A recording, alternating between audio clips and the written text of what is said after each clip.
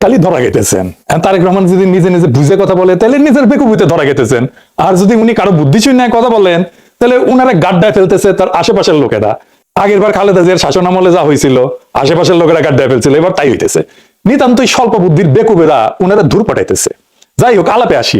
আগে একটা ভিডিও দেখে আলাপ আসি, ওই ভিডিও নিয়েই আলাপ। আসেন দেখেন। বর্জ্য ব্যবস্থাপনা নিয়ে বিএনপি কোনো প্ল্যান আছে কিনা এই বিষয়ে আমি জানতে চাচ্ছি। ঢাকায় কম বেশি প্রতিদিন 7,000 টন আবর্জনা জমা হয়, 7,000 টন। এর মধ্যে আমরা বিদেশি কিছু কোম্পানির সাথে কথা বলেছি, প্রাইমারি আলোচনা করেছি আমরা। তারা মোটামুটি ভাবে এক্সপার্ট, সেটা হচ্ছে যে ময়লা থেকে তারা বিদ্যুৎ তৈরি করে। আমরা তাদেরকে দিয়ে বলানোর চেষ্টা করছি, তাদের সাথে কথা বলছি আমরা প্রাইমারি লেভেলে, আমরা আমাদের লেভেলে কথা বলেছি তাদের সাথে, যে তোমরা ময়লা থেকে বিদ্যুৎটা কিভাবে করবে এবং তোমরা ময়লাটা নিজেটা কালেকশন করবে কিনা, অথবা কিভাবে কালেকশন করে নিয়ে এসে ময়লাটা। অর্থাৎ এই জন্য বললাম যে এখন যে ভাবে বিদ্যুৎটা উৎপাদিত হচ্ছে, আপনাকে আইদার ন্যাচারাল রিসোর্স গ্যাস ব্যবহার করতে হচ্ছে, গ্যাসটা এখানে আপনার ব্যবহার হয়ে যাচ্ছে, অথবা আপনাকে কোল ইম্পোর্ট করতে হচ্ছে, অথবা ফার্নেস অয়েল ইম্পোর্ট করতে হচ্ছে। তো যেই দুটো আপনাকে ইম্পোর্ট করতে হচ্ছে, গ্যাস হয়তো আমাদের নিজেদের এখনো আছে গ্যাস, সেটা আমরা ব্যবহার করছি, কিন্তু কোল বা ফার্নেস অয়েল এটা তো ডলার দিয়ে ইম্পোর্ট করছে। কিন্তু আমরা যদি ময়লা থেকে আমাদের যে আবর্জনা সারা দেশে, এটাকে যদি একটা সিস্টেমের পরিকল্পনার মধ্যে নিয়ে আসি এবং এটার থেকে যদি আমরা বিদ্যুৎটা উৎপাদন করতে পারি, তাহলে এটার বিদ্যুৎ উৎপাদনের র মেটেরিয়ালটা কি হচ্ছে ময়লা, আবর্জনা। এবং এই আবর্জনাটা যেই কোম্পানিগুলো কিনে নিবে তারা তো টাকা দিয়ে কিনছে, ডলার দিয়ে কিনছে না। সো দ্যাট আমরা ওইখানে কিছু হলে আমাদের ডলার আমরা সেভ করতে, বৈদেশিক মুদ্রা আমরা সেভ করতে পারি। আমরা এইভাবে বিষয়টি পরিকল্পনা করছি। দেখেছেন, একজন তরুণ প্রশ্ন করিচ্ছে বর্জ্য ব্যবস্থাপনায় বিএনপির পরিকল্পনা কি? আচ্ছা আচ্ছা, বলেন তো। এটা একটা তরুণের জন্য স্বাভাবিক প্রশ্ন, আর যেই মানুষটা দেশের প্রাইম মিনিস্টার হওয়ার রেসে আছে তারে করার মতো প্রশ্ন এটা। একজন তরুণ জিজ্ঞেস করবে তার জীবনের সংকট, সম্ভাবনা, স্বপ্ন নিয়ে। তরুণদের নেতৃত্ব নিয়ে আসার কি পরিকল্পনা আছে, ওদের চাকরি ক্যারিয়ার কি হবে, বিদেশে এক্সচেঞ্জ প্রোগ্রামে যাইতে পারবে কিনা লেখাপড়ার জন্য, স্কলারশিপ পাবে কিনা, তরুণ উদ্যোক্তাদের নিয়ে কি পরিকল্পনা, আমাদের ট্রেনিং দিবেন কিনা। আর ওই বয়সে তো সে প্রেম করবে, গান গাইবে, ঘুরবে, বেড়াবে, সাঁতরায় পদ্মা পার হবে, সারা রাত আড্ডা দেবে, বৃষ্টির মধ্যে প্রেমিকার হাত ধরে ঘুরবে, বেঞ্জো জাম্পিং করবে, দুনিয়া উল্টে দেওয়ার স্বপ্ন দেখবে। তা না বর্জ্য ব্যবস্থাপনা, ওর মাথার বর্জ্য ঢুকিছে। হ্যাঁ, এটা শিখে দিচ্ছে বিএনপির কেউ, আমি শিওর।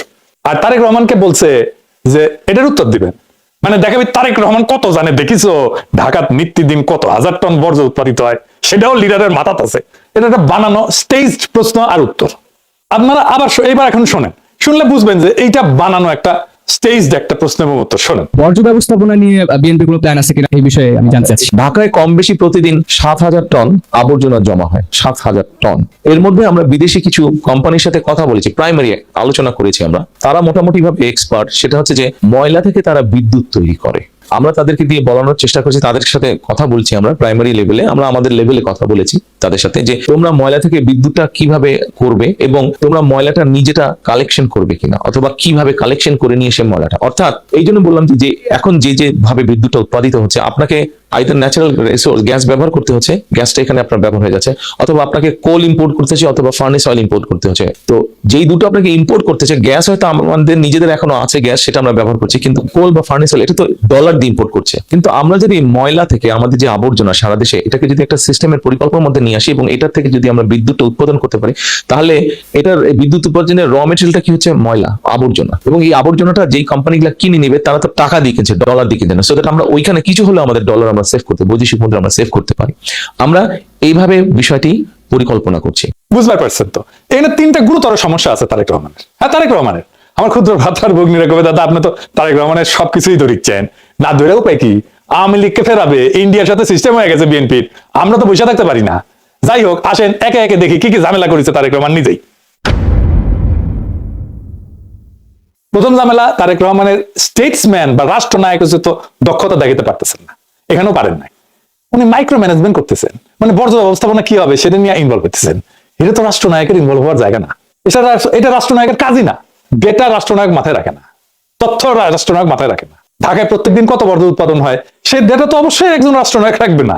দুই নম্বর দিচ্ছে, এই কাজটাও যে করতেছে, এই কাজটা যদি দক্ষতার সাথে করতেন উনি, তাহলে কথা ছিল যে না উনি বুঝেন ব্যাপারটা, বুঝে কথা বলছেন, পরিকল্পনাটা সলিড আছে। তা তো না, উনি বুঝেছেন আদা, ভুল বুঝেছেন পুরাটা। আর এই কাজটা উনি করতেই পারবেন না, একেবারেই পারবেন না। বুঝাই বলি, আসেন।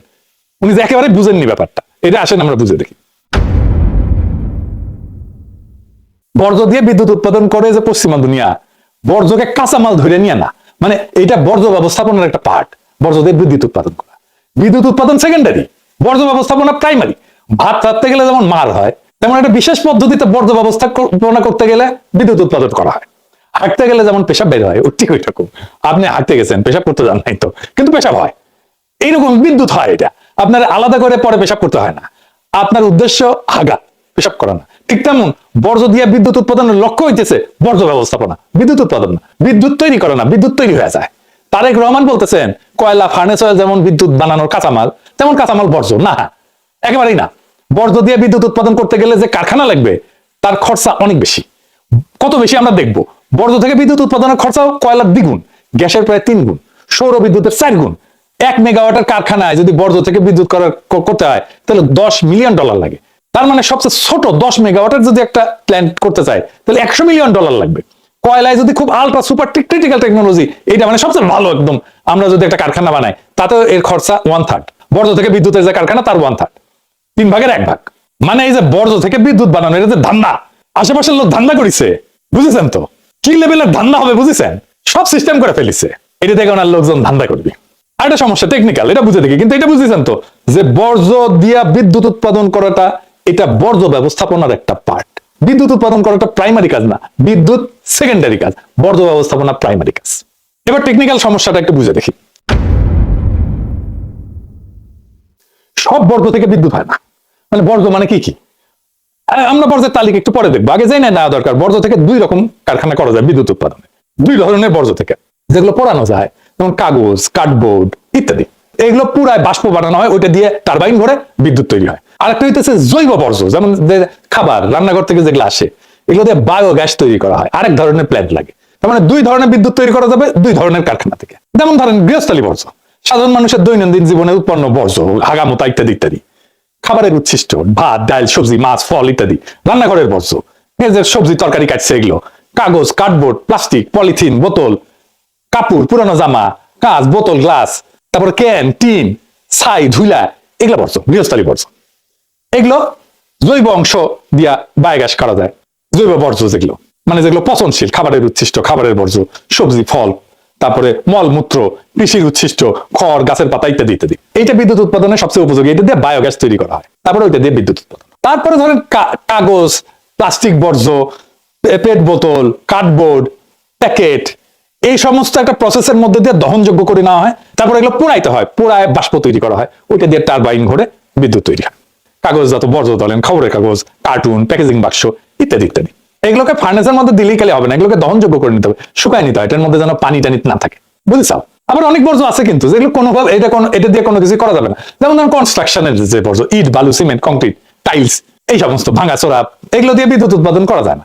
শিল্পের বর্জ্য আছে, ইন্ডাস্ট্রিয়াল ওয়েস্ট, কারখানা থেকে উৎপন্ন রাসায়নিক বর্জ্য যেগুলো নদীর ফেলে আর কি, দেখেছেন না, তেল, গ্রিজ, ধাতব স্ক্র্যাপ, এই সমস্ত, এগুলো বর্জ্য দিয়ে তো বিদ্যুৎ উৎপাদন করা যাবে না। তারপর একটা ইম্পর্টেন্ট বর্জ্য আছে যেটা পচনশীল, কিন্তু এটা আপনি কিছুই করতে পারবেন না, এটা হচ্ছে চিকিৎসা বর্জ্য, ক্লিনিক্যাল ওয়েস্ট।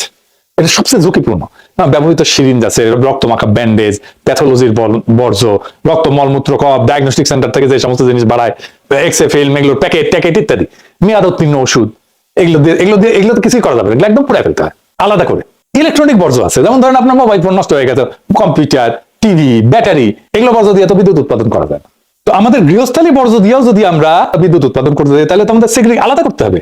তারপরে যাবে কাঁচামাল হিসাবে, মানে জৈব বর্জ্যগুলো একদিকে যাবে, কাগজ টাগজগুলো আরেক দিকে যাবে, কাঁচ আরেক দিকে যাবে, আমরা তো সবগুলো একসাথে করে ফেলি, তাই না? তো সেগ্রিগেশন হয় কোথায়? উৎসে, যেখানে তৈরি হয়, মানে ঘরের মধ্যে, বাসার মধ্যে। আমাদের বাসাতেও, ইউরোপে আপনি চাইলে এই সবকিছু একটার মধ্যে ভরে নিয়ে ডাস্টবিনে ফেলে দিতে পারবেন না, আলাদা 3 ধরনের ডাস্টবিন আছে। আপনার এখানে 3 ধরনের বর্জ্য, 3 ধরনের ডাস্টবিন আপনি ঘরের মধ্যেই ফেলবেন, আলাদা করবেন, তারপরে যে 3 ধরনের ডাস্টবিনে ফেলবেন। এইটা হচ্ছে সেগ্রিগেশন। এইটা করতে পারলে তখন ওইখান থেকে নিয়ে যে আপনি বায়োগ্যাস বানান, আপনি পুরান, যাই করেন সেটা। এই শিক্ষাটা কমিউনিটিতে থাকতে হবে, এই শিক্ষাটা কমিউনিটিতে শেখাইতে হয়, সময় লাগে। এই সিস্টেম ইমপ্লিমেন্ট করতে কত টাইম লাগবে ভাবেন তো। এখন আপনি বর্জ্য আলাদা করবেন উৎসে, যাই হোক, ফাইনালি বড় সমস্যা যেটা করেছে সেটা আসি, এটার সাথে সার্বভৌমত্বের প্রশ্ন যুক্ত। আমি গেলে ওনার বক্তব্য বারবার শুনেছি, উনি বলছেন আমরা বিদেশি কিছু কোম্পানির সাথে কথা বলছি, প্রাইমারি লেভেলে আলাপ করছি, তাদের দিয়ে কাজ করানোর চেষ্টা করছি, আমরা এইভাবে বিষয়টা পরিকল্পনা করছি। আরেকবার শোনেন, ঢাকায় কম বেশি প্রতিদিন 7,000 টন আবর্জনা জমা হয়, 7,000 টন। এর মধ্যে আমরা বিদেশি কিছু কোম্পানির সাথে কথা বলেছি, প্রাইমারি আলোচনা করেছি আমরা। তারা মোটামুটি ভাবে এক্সপার্ট, সেটা হচ্ছে যে ময়লা থেকে তারা বিদ্যুৎ তৈরি করে।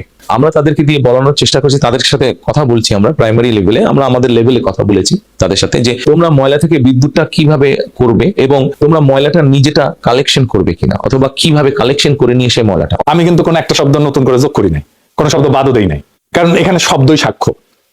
প্রশ্নটা খুবই সাধারণ। তারেক রহমান, আপনারই জিজ্ঞেস করতেছে, আপনি কি নির্বাচিত? আপনি কি সোভারেন স্টেট? আপনি কি সার্বভৌম রাষ্ট্রকে প্রতিনিধিত্ব করেন? আপনি শপথ নিছেন? আপনাকে কি সংবিধানে অধিকার দিচ্ছে রাষ্ট্রের হয়ে বিদেশি প্রতিষ্ঠানের সাথে রাষ্ট্রীয় প্রকল্প নিয়ে কথা বলার ক্ষমতা দিচ্ছে? এর উত্তর না। তাহলে প্রশ্ন, কোন পরিচয়ে আপনি আলাপটা করলেন, আর কোন বৈধতায় সেটা জনসভায় ঘোষণা করলেন? এটা কোনো ব্যবসায়িক আলাপ না।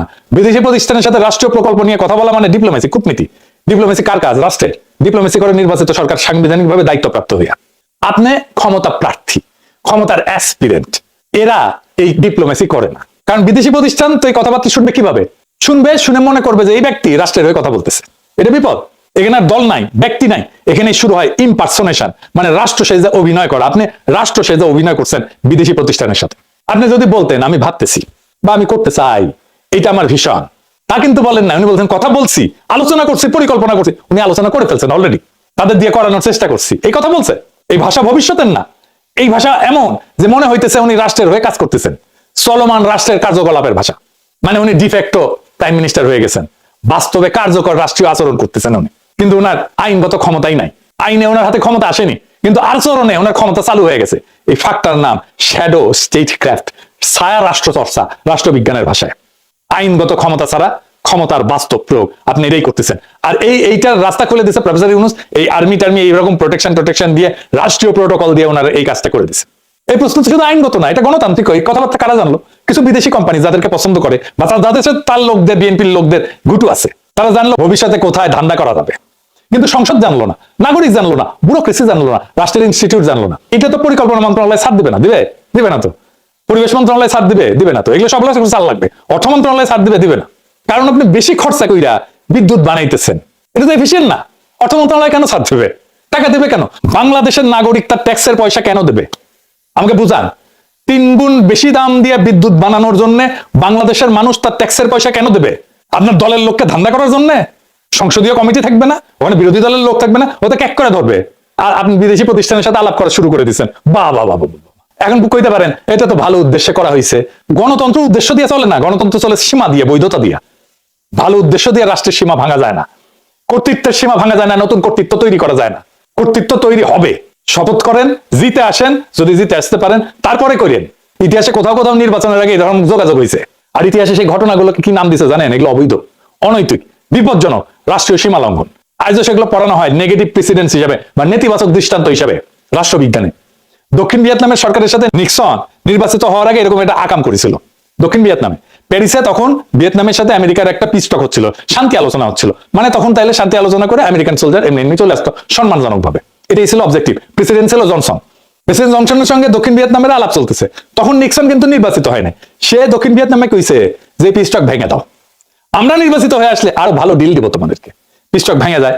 এর ফলেই কিন্তু আমেরিকার লজ্জাজনক পরাজয় হয় ভিয়েতনামে। এইটারে ইতিহাসে বলে প্রি ইলেকশন স্যাবোটাজ নিক্সন। এটা দিয়ে সার্চ দিয়ে দেখেন গুগলে। কিন্তু এই একটা জিনিস ইতিহাসে নাই। তারেক রহমান এটা ইতিহাসে নতুন করছে। নির্বাচনের আগে বিদেশি প্রতিষ্ঠানের সাথে রাষ্ট্রীয় প্রকল্প নিয়ে কথা বলে সেটা প্রকাশ্য রাজনৈতিক বক্তৃতায় ঘোষণা করছে।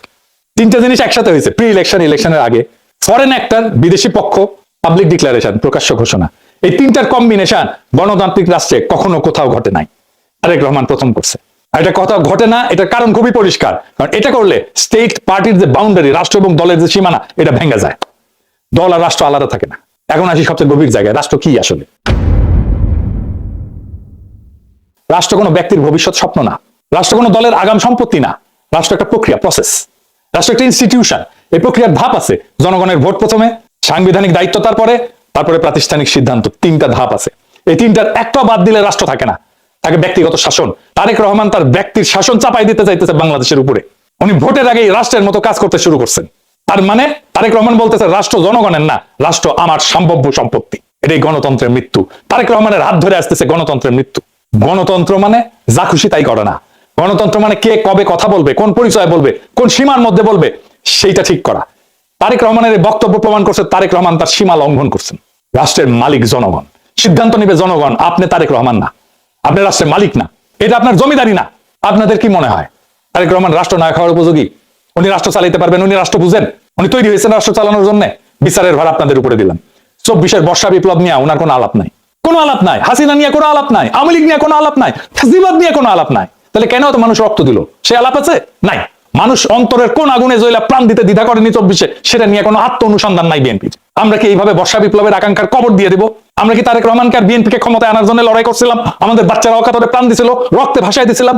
রক্তের দাগ কিন্তু এখনো শুকায় নাই। কিন্তু তারেক রহমানের বক্তৃতায় আর কোনো ছাপ নাই। আমরা ওই লড়াই করিনি তারেক রহমান আর বিএনপিকে ক্ষমতায় এনে বসাবো। আমরা তাদের হাতে রাষ্ট্রকে দেব না, কোনোভাবেই দেব না যারা জুলাইকে বিশ্বাস করে না। আমরা তাদের হাতে রাষ্ট্রকে দেব না, কোনোভাবেই দেব না যারা জুলাইকে ধারণ করে না, জুলাইয়ের চেতনাকে যারা ধারণ করে না। আর এই সিদ্ধান্ত নিতে হবে আগামী 12ই ফেব্রুয়ারিতে। আপনার স্বপ্ন, আপনার মর্যাদা, আপনার ভবিষ্যৎকে লুট হয়ে যাইতে দিয়েন না। খোদা তাআলা আমাদের এই নিয়তকে যেন কবুল করেন। ইনকিলাব জিন্দাবাদ।